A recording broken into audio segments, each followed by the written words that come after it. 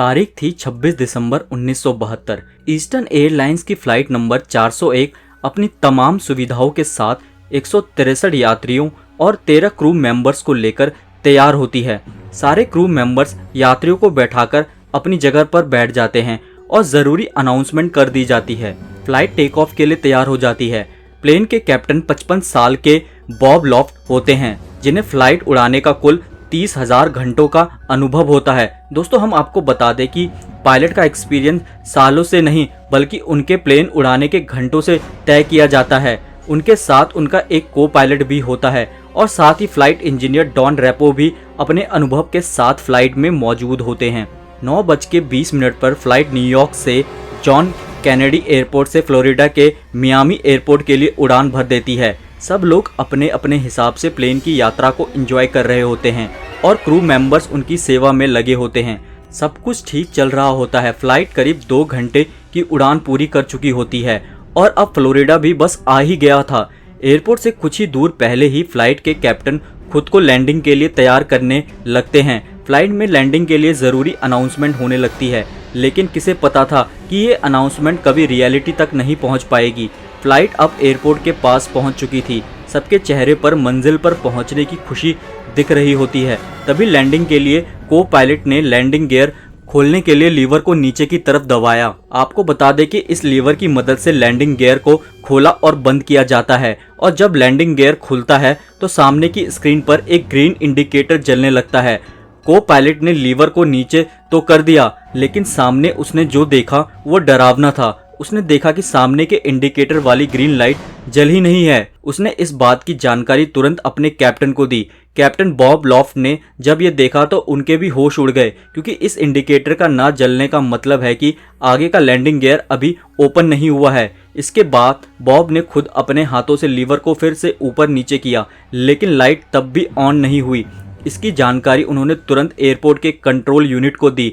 जहाज तब तक नीचे आना शुरू हो गया था, इसलिए उसे कुछ मिनट्स में लैंड भी करना था। लेकिन जब एयरपोर्ट यूनिट को इस बात का पता लगा तो उन्होंने कैप्टन से कहा, जहाज को तुरंत 2000 फीट की ऊंचाई पर ले जाइए और उसे ऑटो पायलट मोड पर डालकर खुद चेक कीजिए कि आगे की लैंडिंग गियर्स के साथ क्या हुआ है। जैसे कंट्रोल यूनिट की सलाह थी, डरे हुए कैप्टन ने वैसा ही किया। जहाज को 2000 फीट की ऊंचाई पर ले जाकर उसने उसे ऑटो पायलट मोड में डाल दिया।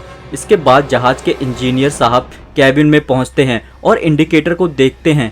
उन्हें लगता है शायद इंडिकेटर ही खराब हो गया है, इसलिए उन्होंने पूरा इंडिकेटर खोलकर चेक किया, लेकिन वो बिल्कुल सही था। इसके बाद उन्होंने प्लेन का वो बटन दबाया जिसे दबाने पर प्लेन में लगी हुई हर लाइट ऑन होकर ही बताती है कि सब कुछ सही से काम कर रहा है, लेकिन इस बार भी वह ग्रीन लाइट नहीं जली। इसके बाद प्लेन के कैप्टन ने इंजीनियर साहब को प्लेन के सबसे बॉटम कैबिन में जाकर वहां से आगे की लैंडिंग गियर को देखने के लिए कहा।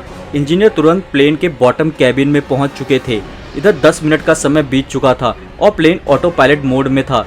साथ ही वह धीरे धीरे नीचे भी आने लगा था, जिसका होश किसी को भी नहीं था। इधर इंजीनियर ने जो देखा वह असल में मौत थी। उन्होंने देखा पीछे के लैंडिंग गियर्स तो खुल गए, लेकिन आगे का लैंडिंग गियर अभी भी बंद है, जिसके बिना लैंडिंग पॉसिबल ही नहीं है। तभी अचानक प्लेन और नीचे होने के कारण आउट ऑफ कंट्रोल होने लगा और उसमें बैठे यात्री परेशान होने लगे। सारे क्रू मेंबर्स उन्हें शांत करने में लगे थे। प्लेन करीब 1000 फीट की ऊंचाई पर आ गया था और जिसे देखकर कैप्टन को लगा कि ये और नीचे गया तो कहीं टकरा जाएगा, इसलिए वो प्लेन को 180 डिग्री मोड़ने की कोशिश करने लगे। लेकिन यह कोशिश पूरी तरह से नाकाम रही और प्लेन बड़ी बुरी तरीके से जमीन से जा टकराया और क्रैश हो गया। आप उस क्रैश की इंटेंसिटी इस बात से समझ सकते हैं कि प्लेन जब जमीन से टकरा रहा था तो उसकी स्पीड करीब 350 किलोमीटर प्रति घंटे की थी, जिस वजह से जहाज के परखच्चे उड़ गए, जिसमें कुल 101 लोगों की जान चली गई और 75 लोगों को जिंदा बचा लिया गया। जहाज का मलबा एयरपोर्ट से करीब 30 किलोमीटर दूर जाकर मिला। अब आपको लग रहा होगा कि इसमें भूत तो आया ही नहीं। तो दोस्तों, अभी ये कहानी खत्म नहीं हुई है, बल्कि यहीं से तो शुरुआत होती है। दोस्तों, होता कुछ ऐसा है कि इस फ्लाइट के बाद में एक और eastern airline flight try star 318 भी न्यूयॉर्क से मियामी के लिए उड़ान भरती है।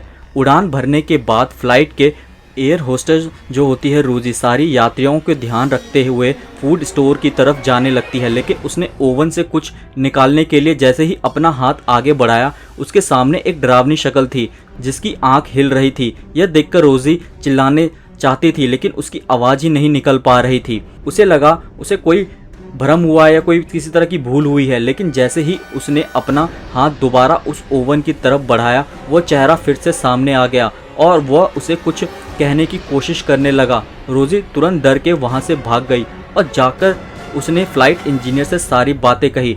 इंजीनियर को तो पहले ही पता लगने लग गया उसके हाव भाव से कि ये मजाक कर रही है, लेकिन जब वह रोजी के साथ फूड स्टोर तक गया तो उसने भी वहां वही देखा जो रोजी बोल रही थी, एक डरावना चेहरा जो कुछ कहने की कोशिश कर रहा था।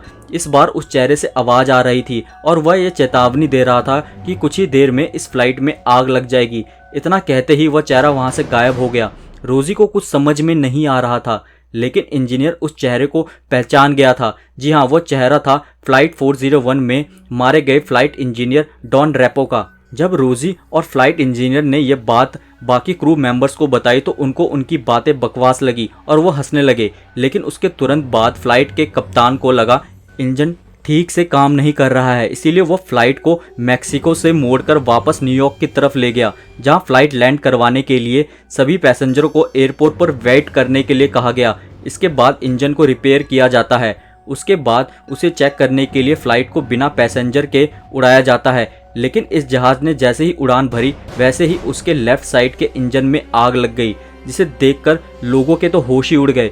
रोजी और फ्लाइट इंजीनियर को सिर्फ डॉन रेपो की बात याद आ रही थी और उसके बाद सारे क्रू मेंबर्स को भी यकीन हो गया कि रोजी जो कह रही थी वह सही था और अगर वह इस फ्लाइट में बैठे रहते तो आज सारे पैसेंजर और क्रू मेंबर्स मारे जाते। इसके बाद इस फ्लाइट को द घोस्ट फ्लाइट 401 के नाम से जाना जाने लगा। बाद में जब फ्लाइट 318 की जांच हुई तो पता चला इस फ्लाइट के ज़्यादातर हिस्सा फ्लाइट 401 के मलबे से ही बनाया गया था और वो ओवन भी फ्लाइट 401 का ही था, जो कि काफ़ी हैरान करने वाली बात थी। दोस्तों, एक तरह से उस भूत की वजह से इतने लोगों को फ्लाइट क्रैश में जान बच गई और उनकी जान जाने से बिल्कुल बाल बाल बची। अगर वह सच में भूत था तो इस दुनिया में ऐसे भूतों की तो बहुत ही ज़्यादा ज़रूरत है। दोस्तों, ये वीडियो बस इतनी ही। धन्यवाद आपको इस वीडियो को देखने के लिए। अगर आपको ये कहानी पसंद आई हो तो इसे अपने दोस्तों के साथ शेयर ज़रूर करें। अगर आपके पास कोई और हवाई जहाज़ की कहानियाँ हैं तो मुझे कमेंट करके ज़रूर बताएं और हमारे चैनल को सब्सक्राइब भी कर लें।